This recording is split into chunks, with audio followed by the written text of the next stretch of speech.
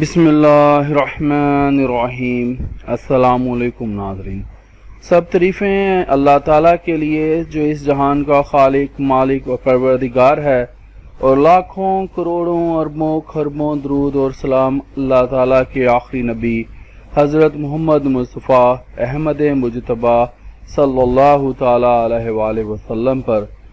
ناظرین، میں نے اپنی کمیونٹی میں ایک پوسٹ شیئر کی تھی جس میں نے کہا تھا کہ میں وکالت کا پیشہ اپنانے والے کی ذمہ داریاں اسلامی نقطہ نظر سے اس موضوع پر ویڈیو بنا رہا ہوں، تو آج میں نے وہ وعدہ پورا کر دیا۔ آج اس موضوع پر ویڈیو بنانے جا رہا ہوں، تو آج یہ میری ایک کوشش ہے، دیکھتا ہوں آپ کو یہ کتنی پسند آتی ہے۔ میں نے اپنی تئیں پوری کوشش کی ہے، میں کوئی عالم ہوں نہیں، لیکن جتنا میرے پاس اسلام کا علم ہے میں نے اس کے مطابق کوشش کی ہے۔ اس سے زیادہ بھی ہو سکتی تھی، لیکن فی الحال میں نے کوشش کی ہے کہ کسی حد تک آپ لوگوں کو یہ اس کے بارے میں بتا سکوں کہ اسلامی نقطہ نظر سے وکالت کا پیشہ اپنانے والے افراد کی ذمہ داریاں کیا ہیں، یعنی کہ وکلا حضرات کی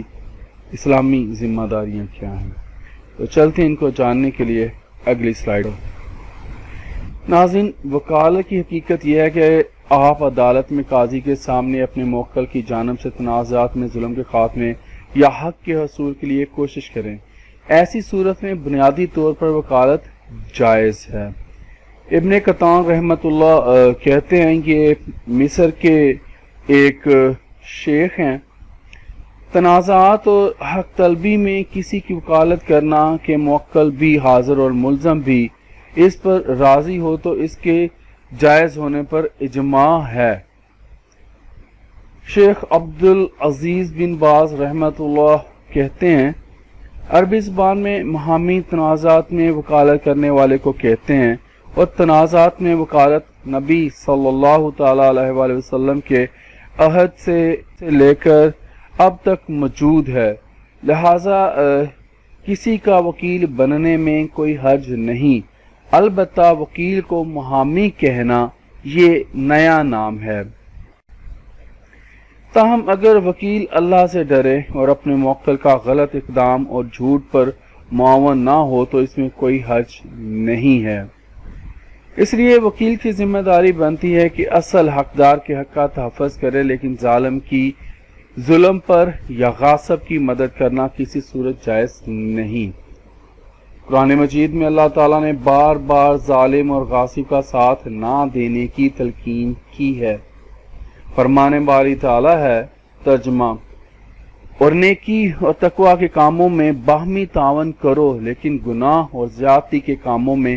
باہمی تعاون مت کرو، اور اللہ سے ڈرو، بے شک اللہ سخت عذاب دینے والا ہے۔ سورہ مائدہ ہے۔ ایسے ہی فرمان باری تعالیٰ ہے، ترجمہ، ان لوگوں کی طرف سے مباحثہ مت کریں، یا آپ صلی اللہ علیہ وسلم کو کہا ہے اللہ تعالیٰ نے، جو اپنے آپ سے خیانت کرتے ہیں، بے شک اللہ تعالیٰ بہت زیادہ خیانت کرنے والے اور گناہ گار سے محبت نہیں فرماتا۔ یہ سورہ نساء میں کہا ہے اللہ تعالیٰ نے۔ اب ناظرین، میں ایک حدیث نبوی صلی اللہ علیہ وآلہ وسلم سے ایک وکیل کی ذمہ داریوں کے بارے میں بات کروں گا۔ یہاں پر ہم لوگ جان لیتے ہیں، یحییٰ بن راشد کہتے ہیں، ہم عبداللہ بن عمر رضی اللہ تعالی عنہ کے انتظار میں بیٹھے تھے تو آپ رضی اللہ تعالی عنہ ہمارے پاس آئے اور کہنے لگے، میں نے رسول اللہ صلی اللہ تعالی علیہ وآلہ وسلم کو فرماتے ہوئے سنا ہے، آپ صلی اللہ علیہ وآلہ وسلم فرما رہے تھے، جس کی سفارش اللہ کی حدود میں سے کسی حد کے آڑے آ گئی تو اس نے اللہ تعالیٰ کے ساتھ ضد بازی کی۔ جو شخص جانتے ہوئے بھی جھوٹے معاملے کی مدافعت کرے تو وہ اس وقت تک اللہ کی ناراضگی میں رہتا ہے جب تک وہ اس وکالت سے نکل نہیں جاتا، اور جو شخص کسی مومن کے بارے میں ایسی بات کہتا ہے جو اس میں ہے ہی نہیں تو اللہ تعالیٰ اسے جہنمیوں کے نچوڑ میں ٹھہرائے گا، یہاں تک کہ وہ اس بات سے رجوع کر لے جو اس نے کہی تھی۔ ناظرین، یہ ابو داؤد کی حدیث ہے، اسے البانی رحمۃ اللہ علیہ نے سلسلہ صحیحہ میں صحیح کہا ہے۔ شیخ ابن عثیمین رحمۃ اللہ علیہ کہتے ہیں وکالت اس کو کہتے ہیں کہ انسان کسی طرف سے نیابت کرتے ہوئے اس کے جھگڑے کی پیروی کرے، اور اس کی دو قسمیں ہیں۔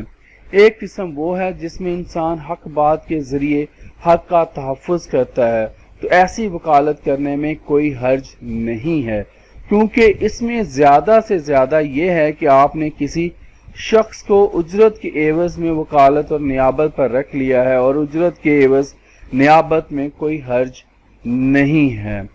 دوسری قسم یہ ہے کہ وکیل اپنی بات منوانے کے لیے سچے جھوٹے تمام طریقے اختیار کرے، تو اس قسم کی وکالت کرنا جائز نہیں ہے، کیونکہ ایسی صورت میں حق اور باطل دونوں قسم کی باتوں کو تحفظ فراہم کرے گا، اور یہ حرام ہے۔ جبکہ مسلمان پر واجب یہ ہے کہ جب انسان کسی کو برحق مقدمات میں ملوث پائے تو اس کی وکالت نہ کرے، کیونکہ نبی صلی اللہ علیہ وآلہ وسلم کا فرمان ہے تم میں سے جو شخص برائی دیکھے تو وہ اپنے ہاتھ سے روکے، اگر اس کی استطاعت نہیں رکھتا تو اپنی زبان سے روکے، اگر اس کی بھی استطاعت نہ ہو تو اپنے دل سے برا جانے، اور یہ ایمان کا جناب کمزور ترین درجہ ہے، یعنی کہ یہ کمزور ترین ایمان ہے۔ چنانچہ ایسا مسلمان وکیل جو اپنے پیشہ کی بنیاد دلیل اور شرعی احکام پر رکھتا ہے، اپنے پیشے سے مخلص ہو کر محنت کرتا ہے، اپنے موکلین کو اللہ سے ڈرنے کی تلقین کرتا ہے، اور انہیں بتلاتا ہے کہ شرعی نقطہ نظر سے جن حقوق کا مطالبہ تمہارے لیے جائز ہے صرف انہی کے بارے میں دعویٰ دائر کرو، اور حقداروں کے حق تسلیم کرو، اپنے قول اقرار اور گواہی میں صرف سچ ہی بولیں، نیز وکیل انہیں تقوی الہی کی جانب رہنمائی کریں کہ یہی دنیا اور آخرت میں خوشحال زندگی کا باعث ہے۔ اسی طرح غریب اور کمزور مدعیان کے ساتھ انتہائی نرمی کے ساتھ پیش آئیں۔ اگر کوئی وکیل ان سب باتوں پر کاربند رہتا ہے تو وہ معاشرے میں بہت بڑا اصلاحی کارنامہ سر انجام دے رہا ہے۔ ناظرین، انشاءاللہ اگلی ویڈیو میں آپ لوگوں کو ایک واقعہ سناؤں گا ایک سچے وکیل کا، تو اس کے ساتھ میں آپ کو کچھ سائل کے ساتھ بات کرنے کے، کلائنٹ کے ساتھ ڈیل کرنے کے ٹپس بھی دوں گا انشاءاللہ۔ تو آج کے لیے اتنا ہی، مجھے اجازت دیجیے، زندہ رہا تو آپ کے ساتھ پھر انشاءاللہ اگلی ویڈیو میں ملاقات ہوگی۔ اگر ویڈیو کے بارے میں کوئی رائے دینا چاہیں تو مجھے دیجیے گا، میں انشاءاللہ کوشش کروں گا کہ اس سے بھی اچھی ویڈیو بناؤں۔ تو آج کے لیے اتنا ہی، انشاءاللہ اگلی ویڈیوز میں ملاقات ہوگی۔ اللہ حافظ۔